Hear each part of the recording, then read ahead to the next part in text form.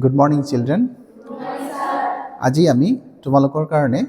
Correct tense আলোচনা কৰিবলৈ লৈছো। তাৰ মানে আমি ইয়াত কিছুমান কাৰেক্ট টেন্স এনেভাৱে লৈছো য'ত নেকি আমাৰ পৰীক্ষাত যিদৰে আহে,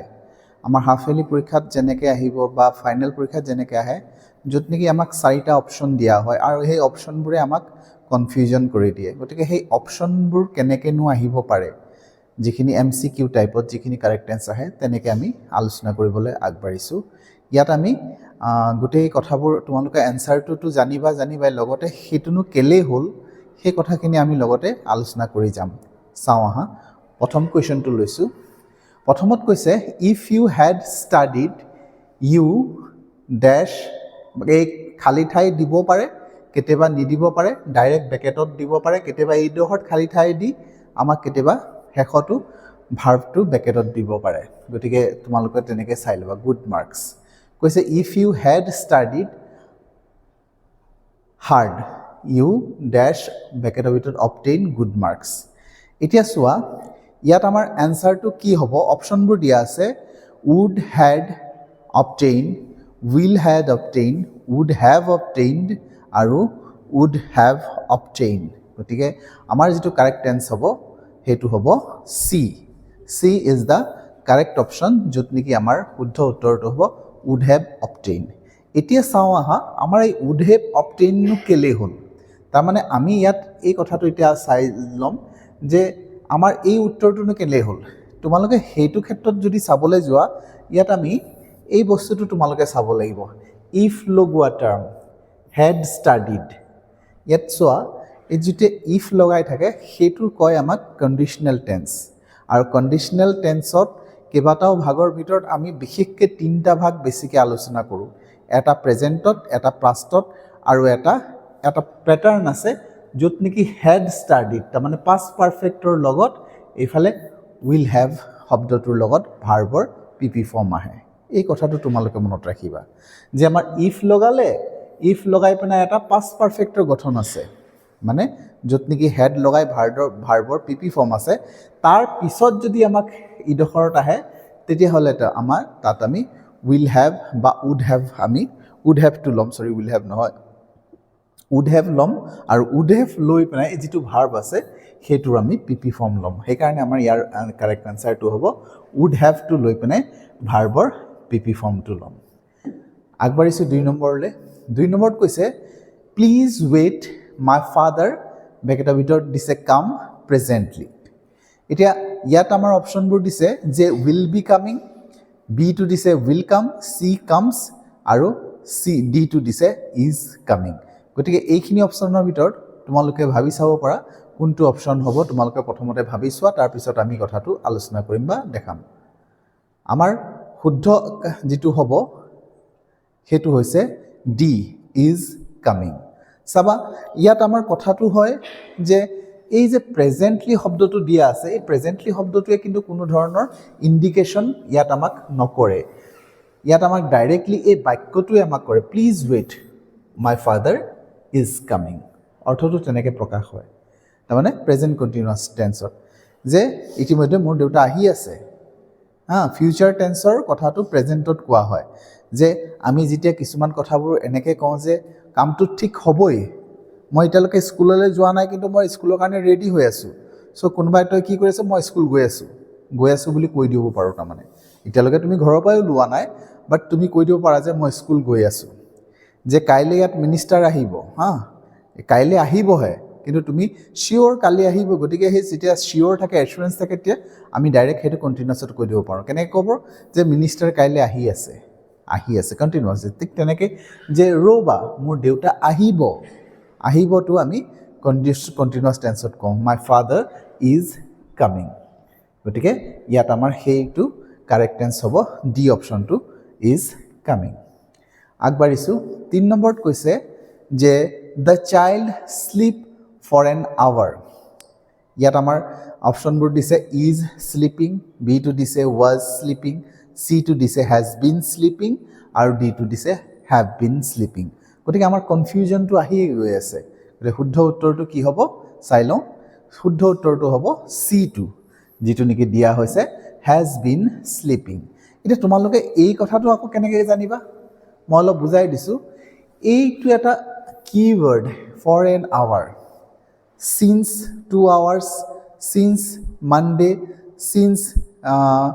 আমুক তাৰিখ কিবা এটা দিলে since লগাই বা for লগাই যদি এটা সময়ৰ টাৰ্ম থাকে since বা for লগাই যদি এটা টাইমৰ ফ্ৰেজ থাকে তেতিয়াহ'লে এই ডখৰত আমি প্ৰেজেণ্ট পাৰফেক্ট কণ্টিনিউয়াছ টেন্সত ভাৰ্বটো লিখোঁ প্ৰেজেণ্ট পাৰফেক্ট কণ্টিনিউয়াছ টেন্স যিটো নেকি অতীতৰ পৰা আৰম্ভ হৈ বৰ্তমানলৈকে চলি থাকে গতিকে প্ৰেজেণ্ট পাৰফেক্ট কণ্টিনিউয়াছ টেন্সৰ গঠন মতে চাইল্ডৰ লগত হেজ আহিব থাৰ্ড পাৰ্চন ছিংগুলাৰ নাম্বাৰ আৰু হেজৰ লগত বিন আহিব বিনৰ লগত ভাৰ্বটো আইএনজি হ'ব গতিকে আমাৰ শুদ্ধ উত্তৰটো হ'বগে হেজ বিন স্লিপিং গতিকে তেনেকৈ আমি কৰিব লাগিব আগবাঢ়িছোঁ পিছৰটোলৈ সেইটোত কৈছে it is time I do some real work এতিয়া চোৱা তাৰ লগত আমাৰ অপশ্যনবোৰ কি দিছে উইল ডু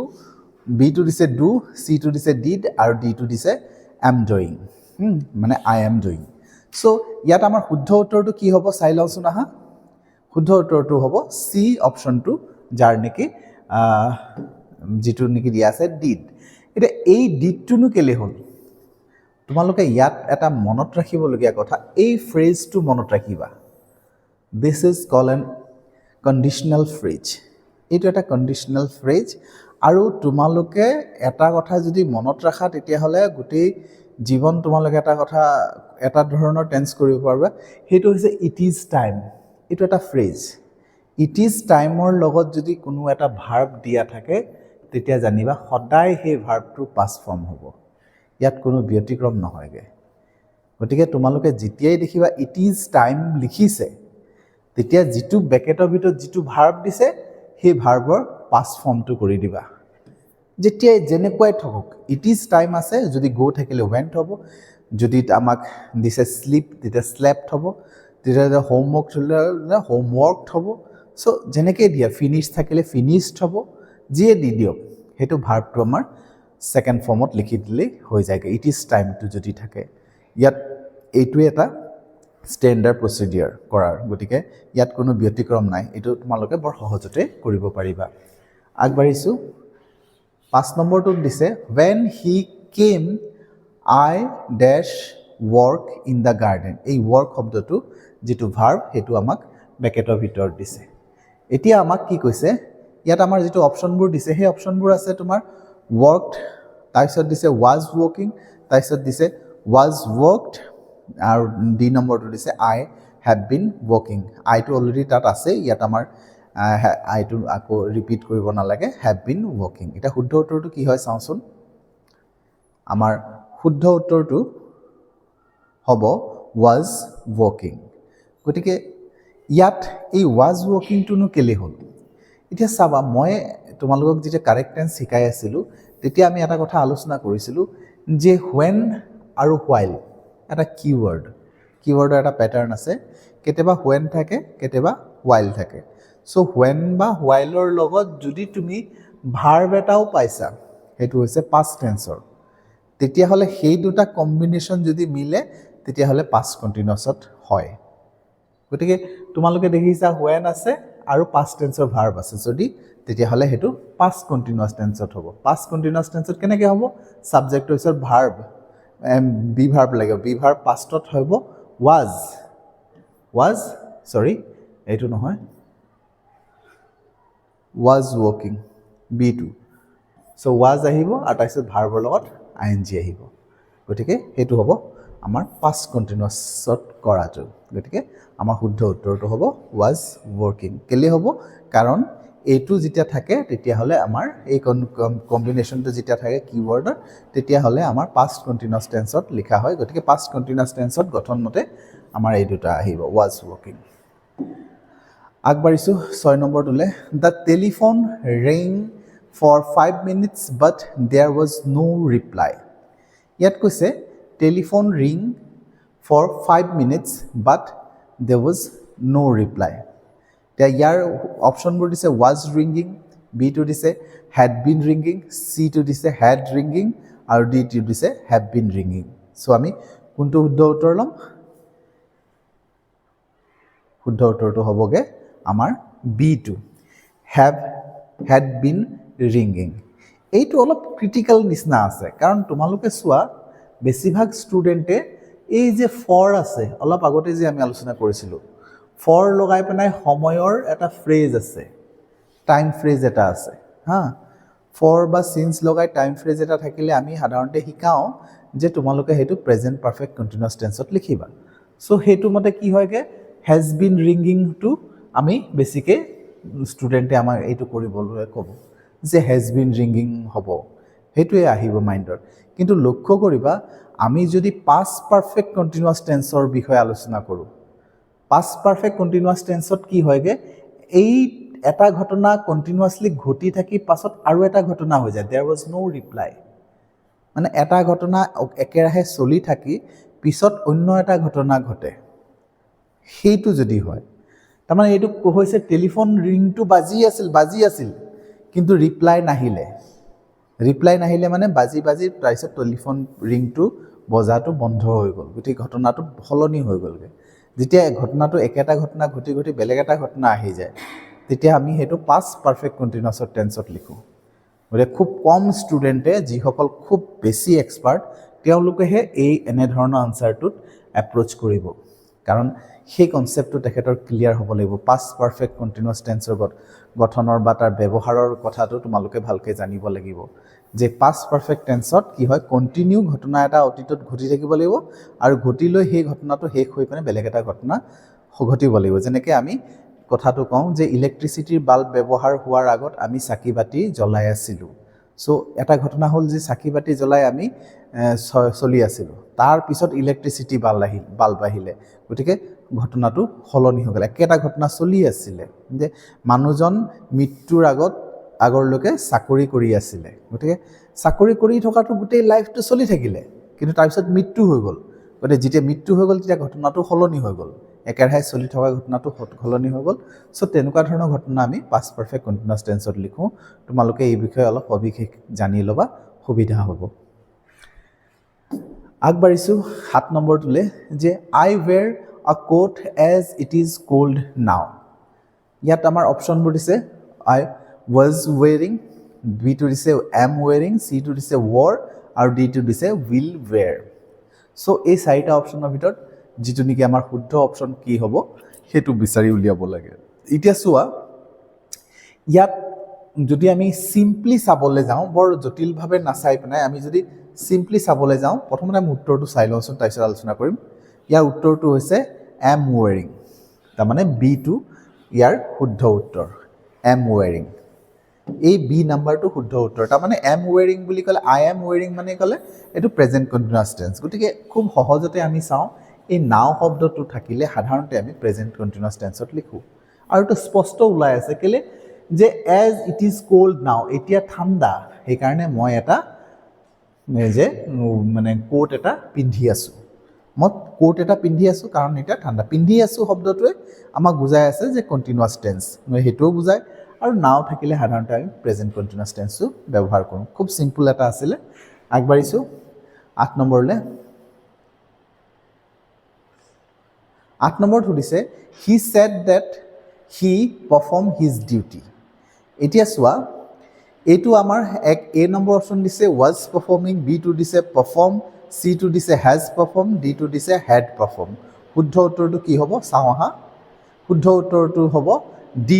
ডি অপশ্যন যিটো নেকি আমাক কৈছে হেড পাৰফৰ্ম সেইটো আমাৰ শুদ্ধ উত্তৰ কেলে ডিটো হ'ল এতিয়া সেইটো যদি চাবলৈ যাওঁ তেতিয়াহ'লে দেখা যায় যে এইটো আমি যদি কৰিবলৈ যাওঁ তেতিয়াহ'লে আমাৰ নেৰেশ্যনৰ জ্ঞানটো হ'ব লাগে তাৰমানে যেতিয়া আমি নেৰেশ্যনটো কৰিব পাৰিম যেতিয়া নেৰেশ্যন কৰিব পাৰিম তেতিয়া দেখা যাব যে এইটো যিটো আছে যিটো ৰিপৰ্টেড ভাৰ্ব আৰু ৰিপৰ্টেড স্পীচ গতিকে এই ৰিপৰ্টেড ভাৰ্বৰ এইটো ইনডাইৰেক্ট হেৰি হয় নেৰেশ্যন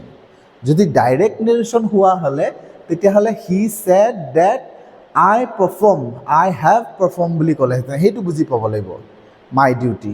মোৰ ডিউটি মই পাৰফৰ্ম কৰিলোঁ বুলি ক'লেহেঁতেন গতিকে সেই চেন্সত আমি যদি আই হেভ পাৰফৰ্ম বুলি ক'লেহেঁতেন তেতিয়াহ'লে পাছত আই হেড পাৰফৰ্ম হ'লেহেঁতেন গতিকে সেইটো চেন্সত যদি চাবলৈ যাওঁ তেতিয়াহ'লে আমাৰ হেড পাৰফৰ্ম যদি থাকে সেইটো আমাৰ শুদ্ধ হ'ব যদি কেনেবাকৈ এই অপশ্যনটো নাথাকে তেতিয়াহ'লে আমি এই অপশ্যনটো ল'ব পাৰিম যে আই পাৰফৰ্মড তাৰমানে তেতিয়া বুজিব লাগিব প্ৰেজেণ্ট টেন্সত আছিলে চিম্পল পাষ্ট হৈছে কিন্তু যদি আমাৰ এই দুয়োটা অপশ্যন দিয়া থাকে তেতিয়াহ'লে বেছি এপ্ৰপ্ৰিয়েট আমাৰ এই অপশ্যনটো হ'ব গতিকে তাৰমানে কি হ'ব হেভ পাৰফৰ্মটো হ'ব পাৰে বা চিম্পল টেন্সতো থাকিব পাৰে গতিকে চিম্পল টেন্সৰ পৰা চিম্পল পাষ্ট হ'ব চিম্পল প্ৰেজেণ্টৰ পৰা চিম্পল পাষ্ট হ'ব ইনডাইৰেক্ট নেৰেশ্যনত আৰু প্ৰেজেণ্ট পাৰফেক্টত যদি থাকে তেতিয়া পাষ্ট পাৰফেক্ট হ'ব পাৰে বা চিম্পল পাষ্টটো যদি ইয়াত থাকিলেহেঁতেন তেতিয়াও পাষ্ট পাৰফেক্ট হোৱাৰ সম্ভাৱনাটো বেছি গতিকে এনেকুৱা দুটা থাকিলে এইটোত হোৱাটো বেছি পচিবিলিটি থাকে গতিকে আমাৰ শুদ্ধ উত্তৰটো হ'ব এইটো 9 নম্বৰটোলৈ চাওঁ যে কৈছে the baby does cry because it is hungry এতিয়া অপশ্যনবোৰ দিছে ইজ ক্ৰাইং বিটো দিছে ক্ৰাইজ চিটো দিছে ক্ৰাইড আৰু ডিটো দিছে ৱাজ ক্ৰাইং গতিকে ইয়াত শুদ্ধ উত্তৰটো কি হ'ব চাই লওঁ আহা ইয়াৰ শুদ্ধ উত্তৰটো হৈছে এইটো ইজ ক্ৰাইং তাৰমানে গম পাইছোঁ যে এইটো আমাৰ প্ৰেজেণ্ট কণ্টিনিউৱাছ টেন্সত হয় গতিকে চাবা প্ৰেজেণ্ট কণ্টিনিউৱাছ টেন্সটো এইটো চিম্পল প্ৰেজেণ্ট টেন্সৰ লগত প্ৰেজেণ্ট কণ্টিনিউৱাছ টেন্সটো ব্যৱহাৰ হয় কাৰণ যদি এটা ঘটনা প্ৰেজেণ্ট কণ্টিনিউৱাছ টেন্সত থাকে তেতিয়াহ'লে ইটো তাৰ লগত লাগি থকাটো চিম্পল প্ৰেজেণ্টত থাকে এতিয়া চাবা হি ইজ হাংৰি মানে বেবীটো বাচ্চাটো হাংৰি ভোকত আছে সেইকাৰণে বাচ্চাটো ভোকত আছে সেইকাৰণে কি কৰিব কান্দি আছে গতিকে কণ্টিনিউৱাছত চলি আছে বৰ্তমান সি কান্দি আছে বৰ্তমান সেই ঘটনাটো চলি আছে গতিকে ইয়াৰ এনচাৰটো আমাৰ সেইকাৰণে প্ৰেজেণ্ট কণ্টিনিউৱাছত লিখা হয় সেইকাৰণে আমাৰ এইটো ইজ ক্ৰাইং হ'ব গতিকে আজিৰ এই ক্লাছটোৰ আৰু এটা আছে লাষ্ট এটা কুৱেশ্যন আছে চাওঁ আহা 10 নম্বৰটো দিছে যে when I reach the hall the play already dash start ইয়াত চাবা এইটো যিটো অলপ টেকনিকেলি দিয়া হৈছে তাৰমানে অপশ্যনবোৰ চাই লওঁ আগতে অপশ্যনবোৰ ইজ ষ্টাৰ্টিং বিটো দিছে ৱাজ ষ্টাৰ্টিং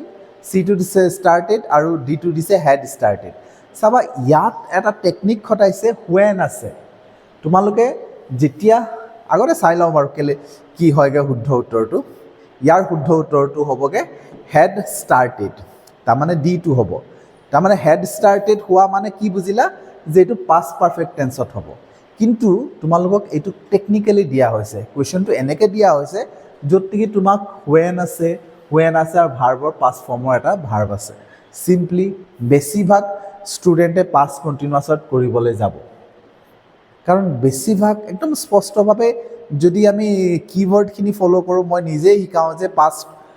হুৱেন বা হুৱেল থাকে আৰু ইফালে যদি পাষ্ট টেন্সৰ ভাৰ্ব থাকে তেতিয়াহ'লে তোমালোকে পাষ্ট কণ্টিনিউৱাছত কৰিবা গতিকে সেইবাবে এনেকৈ যাব কিন্তু কথাটো হৈছে অলৰেডি শব্দটো দি পেলাই এনেকৈ বুজালে যে যেতিয়া তেখেতে হলত গৈছে প্লেটো অলৰেডি আৰম্ভ হৈ গৈছিলে তাৰমানে দুটা অগা পিছা ঘটনা বুজাই দিলে খুব টেকনিকেলি এনেকৈ দিলে তাৰমানে অগা পিছা ঘটনা যেতিয়া হৈছে তাৰমানে অগা পিছা ঘটনা হ'লে পাষ্ট পাৰফেক্টত হ'ব গতিকে আগৰ ঘটনা আগত হৈছে প্লেটো আগত আৰম্ভ হৈছে নাটকখন আগত আৰম্ভ হৈছে প্লে মানে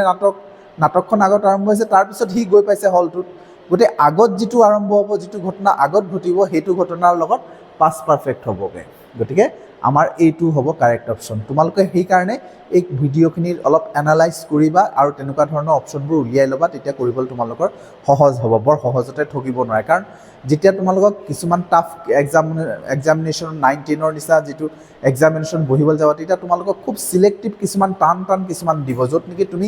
জেনেৰেল কনচেপ্টতকৈ অলপ এডভান্স হৈ থাকিব লাগিব তেতিয়াহে তোমালোকে কামবোৰ মানে যিটো গ্ৰামেটিকেল যিটো কাৰেকশ্যনবোৰ তেতিয়া শুদ্ধ হ'বগৈ গতিকে এই কনচেপ্টবোৰ আমি সেইকাৰণে আলোচনা কৰিব লাগে